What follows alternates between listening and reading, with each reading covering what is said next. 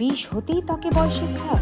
আপনি কি মনে করেন অ্যান্টি এজিং ক্রিম শুধু 40 বছর বয়সীদের জন্য? It's a myth. তাহলে সত্যি জানুন, 25 বছরের পর থেকেই ত্বকে কোলাজেন কমতে থাকে, মানে বয়সের ছাপ ধীরে ধীরে শুরু হয়।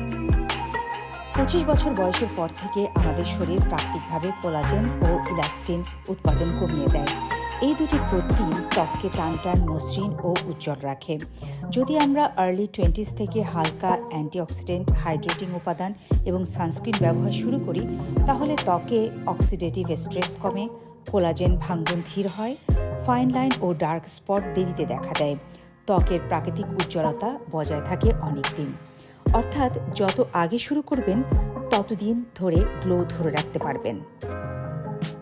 তাই 20 বছর বয়স পেরোনোর পর থেকেই হালকা অ্যান্টিঅক্সিডেন্ট সিরাম ব্যবহার করুন।